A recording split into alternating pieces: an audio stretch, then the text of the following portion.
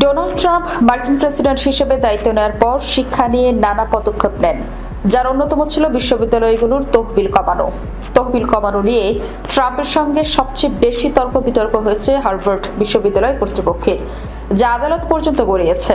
কিন্তু ট্রাম্প প্রশাসনের গবেষণা তহবিলে বরাদ্দ কমানোর পদক্ষেপের মধ্যেও বিশ্ববিদ্যালয়টি ঘুরে দাঁড়িয়েছে।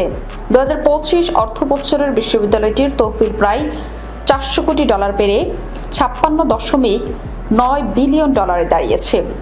বিশ্ববিদ্যালয়ের বিনিয়োগ শাখা হার্ভার্ড ম্যানেজমেন্ট কোম্পানি বৃহস্পতিবার জানিয়েছে, 2025 অর্থ বছরের তারা 11.9% বিনিয়োগ রিটার্ন অর্জন করেছে, যা বিশ্ববিদ্যালয়ের দীর্ঘমেয়াদী 8% লক্ষ্যমাত্রাকে ছাড়িয়ে গেছে। এর আগে 2024 অর্থ বছরের হার্ভার্ডের তহবিল 9.6% রিটার্ন পেয়ে মোট 53.2 বিলিয়ন ডলারে দাঁড়িয়েছিল। বিশ্ববিদ্যালয় কর্তৃপক্ষ জানিয়েছে, তারা প্রাক্তন শিক্ষার্থী ও শুভাকাঙ্ক্ষীদের কাছ থেকে $600 মিলিয়ন অনুদান পেয়েছে, যা অনুদান হিসেবে এখন পর্যন্ত সর্বোচ্চ।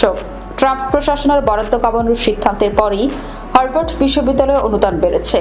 হার্ভার্ড ম্যানেজমেন্ট কোম্পানির প্রধান নির্বাহী এনপি নারভেকার জানিয়েছেন, বিশ্ববিদ্যালয়ের তহবিলের 41% প্রাইভেট ইকুইটিতে, 31% হেজ ফান্ডে এবং 14% পাবলিক ইকুইটিতে বিনিয়োগ করা হয়েছে, যা আগের বছরের মতোই অপরিবর্তিত রয়েছে। হার্ভার্ডের মতো আইভি লীগ স্কুলগুলো হেজ ফান্ড এবং প্রাইভেট ইকুইটি ফান্ড ব্যবহারের পৃথকীকৃত ছিল, তবে বর্তমান রাজনৈতিক অবস্থার কারণে এই আয়ের উৎসগুলো আরও বেশি তদন্তের আওতায় রয়েছে। হার্ভার্ডের সভাপতি অ্যালান গারভার্ড ট্রাম্পের নাম না করে এক বার্তায় লিখেছেন, আমরা অনিশ্চয়তা ও রাজস্বের উৎসর হুমকির সঙ্গে খাপ খাইয়ে নিয়ে চলছি।